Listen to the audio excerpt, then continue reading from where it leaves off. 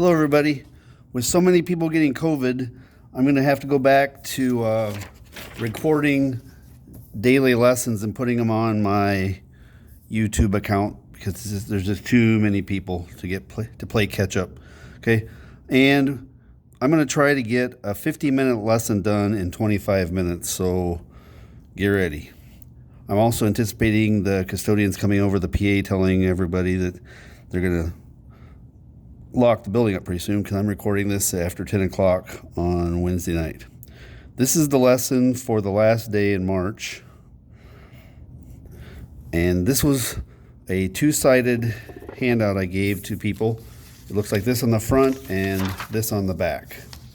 And I know if you're at home and you can't get to school, you can't get this. So at least you'll have it where you can see it. Here we go. I'm in kind of a hurry. Okay, so this is the Mississippi Watershed. And I start out the lesson today talking about the trial of Officer Chauvin in Minneapolis, which might seem like a weird thing to be talking about when you're talking about the Mississippi Watershed, but it matters, okay? On the front page of yesterday's, I guess it'd be the Tuesday Minneapolis Star-Tribune, they talked about how important this trial is in U.S. history, and they described it this way. It is a watershed moment in American history. And I thought, wow, that's a great way for me to connect to what I need eighth graders to know about watersheds. Here's what they mean by that. Remember, if you watched the YouTube videos that are posted in the Tuesday assignment on my Google Classroom channel, 2 of the 3 videos talked about watersheds like they're a funnel. Picture a funnel and all the water falling in the top and being brought down out the bottom. A watershed moment in history means it all comes down to this. Okay? This trial that the whole world is watching is going to see what the United States does about how policing affects minority populations. It all comes down to this. Okay, now, here's the Mississippi Watershed. Okay, that's Albert Lee drawn in there. I'm going to write Albert Lee. Okay, and if you watched the 3 videos, the YouTube videos that I asked you to watch on Tuesday, you saw this information on the middle video, the one I told you to just mute the sound. There was no talking, it was just annoying music. Here's the facts. And in class, I had people highlight with just a red or orange highlighter. I'm using red pen here. Okay, the Mississippi River is the largest in the U.S. Not the largest in the world, but the largest in the U.S. Okay, it touches 32 U.S. states, and it just barely nicks 2 Canadian provinces. It goes the Mississippi River watershed just barely crosses into Canada right there. Okay, it's bordered by the Rockies over here. So I'm going to write Rocky Mountains there. And this is a harder word to say and spell, Allegheny Mountains. They're part of the Appalachians, which run here. Okay, Allegheny, Allegheny mountains here. Do you see the funnel? Here's the funnel. The mountains here and the mountains here have the water trapped. And here's the Mississippi running right down the middle. Okay, now, they did a very good job on these rivers, but they didn't emphasize which one's the Mississippi. So I'm going to do that. Hopefully this red shows up. This is the Mississippi. That's where it starts, up at Itasca State Park. There's the Twin Cities. There, we just left Minnesota. Now we're into Iowa. Here's the big bump that sticks out on the east side of Iowa. It's like a big nose. Okay, now we're down into Missouri. And we just keep on going. This is the most important, I didn't say the biggest, this is the most important river in the United States, the Mississippi. Okay? And there's the Gulf. Okay? Gulf. I'm going to pick this up. All right, next. The Mississippi River watershed drains 40% of the U.S. Dude, that's a lot. Okay? The next thing. The combination of the Missouri and the Mississippi is the 4th longest in the world. If you combine them, which is the proper thing to have done, but we didn't. Okay, the combination of the Missouri and the Mississippi is the 4th longest in the world. Here's why. I got to make this really short. Okay. As people moved from the East Coast, I'm talking white settlers, pushing Indians out ahead of them. Okay. As we moved west,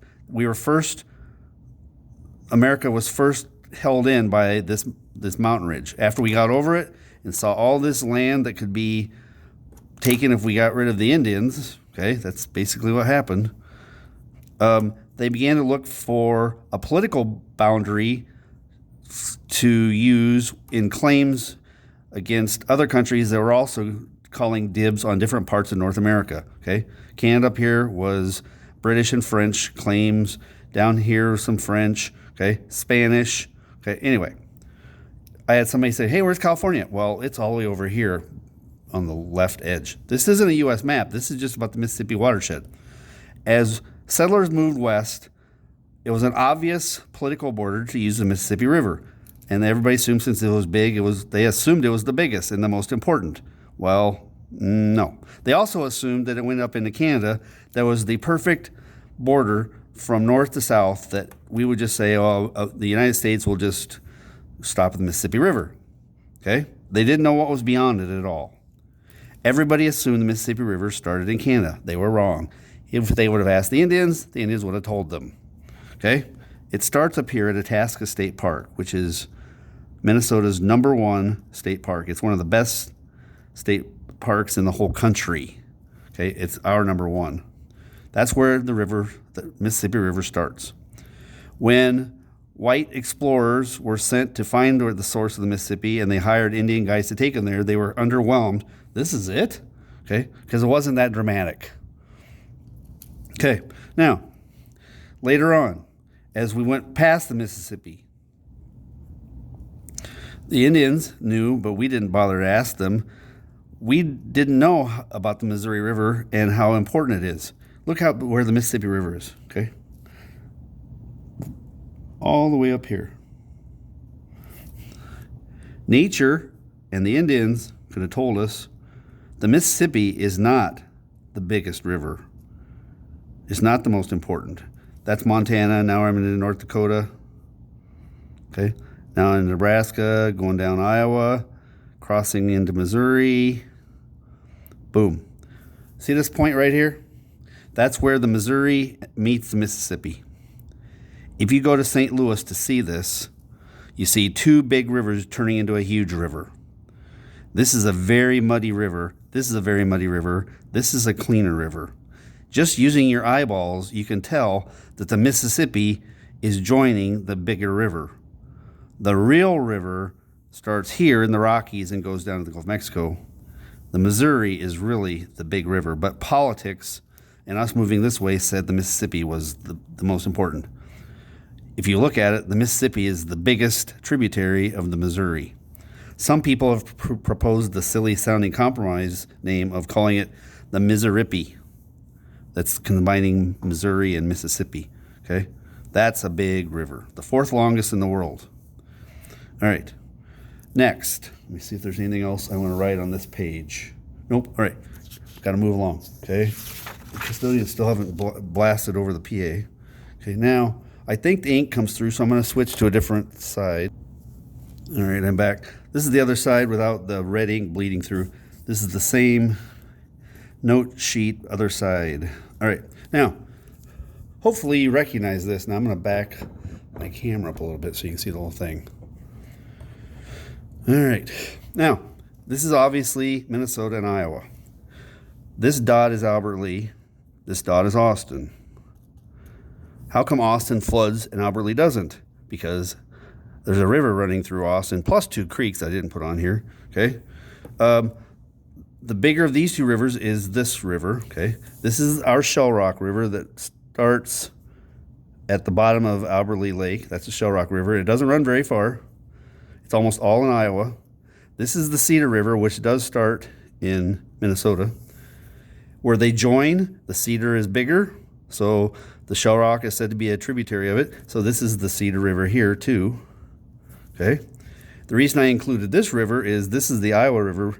The reason I included it is where the Cedar and the Iowa meet, the Iowa is bigger, so the Cedar is said to be a tributary of the Iowa River, And look, this is also the Iowa River right here, so I'm going to write it twice. Okay? So, now, look at this river. This is the biggie. This is the Mississippi. Here's Itasca State Park. Right here is Itasca State Park, where lots of tourists go to see where the Mississippi starts. It's the most important river in the country, not the biggest. Okay? Here's the Mississippi, so I'm going to write Mississippi.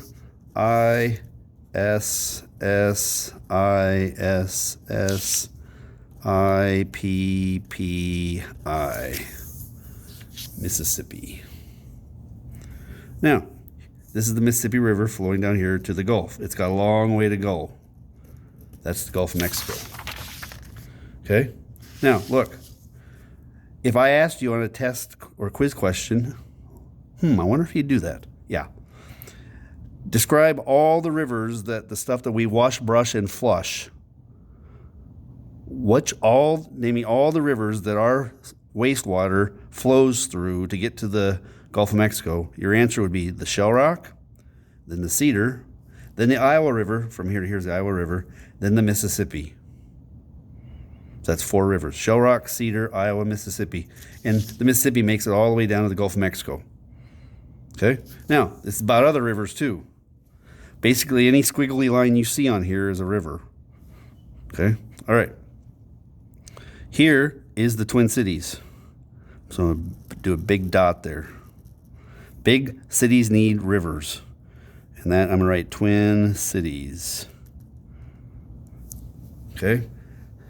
The Twin Cities are called that because St. Paul and Minneapolis both formed at the top end of the Mississippi as far as you could get big boats to haul cargo. Okay, so here's the point. When white settlers came to Minnesota Territory, it wasn't a state yet, they found the last place on the river where the riverbanks weren't so steep that you could actually get horse-drawn carriages up and down from the river up to the main part of the land. Okay, St. Paul was where they knew they could make a fortune loading and unloading cargo to send down the river. This is before we had good roads. Cars weren't invented yet. It's boats and horses, basically, for moving stuff. So, St. Paul, those people said, we're going to make a killing, because that's where the last place on the whole Mississippi River, the most important river in the country, this was the last place you could get cargo in and out of the river.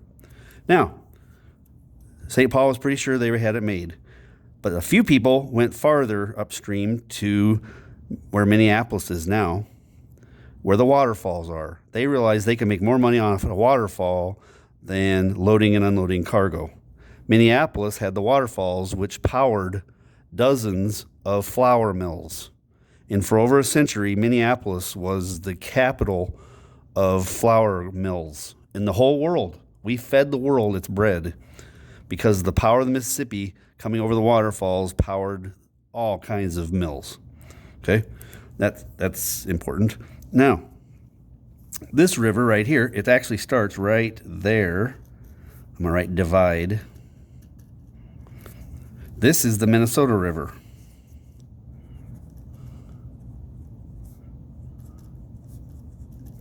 It flows this way. Sharp Bend. That Sharp Bend, you've all been there. That's Mankato. Okay? Now, here's a squiggly line too.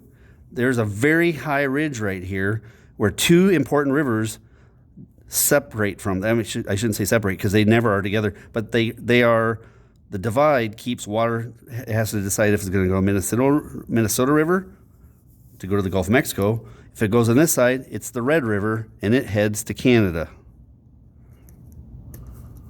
It goes this way. The Rainy River's here. There's rivers everywhere. Yeah, I know. Okay? Here's a river. This is the St. Croix. It goes this way. If you like fishing, there's some really good fishing on the St. Croix River. Okay? The Mississippi is going this way. All right. A few more squiggles. I'm almost done. We're good. The custodians still haven't interrupted me. Okay? Here is the Missouri River. We've talked about that on the other side. This over here. It's gonna join the Mississippi down here at St. Louis. Okay, this is the Missouri River. I'm a Missouri River kid. I grew up on the Missouri, the more important river than the Mississippi. Okay, that's the Missouri River. Okay, and here's a river you've probably not heard of. This is the Big Sioux. The Big Sioux River. It goes this way, and Sioux City, which you may have heard of Sioux City, Iowa, that's right there. Big cities need rivers. All right. I think I'm gonna let's see, make sure I haven't forgotten anything important. Okay, divide.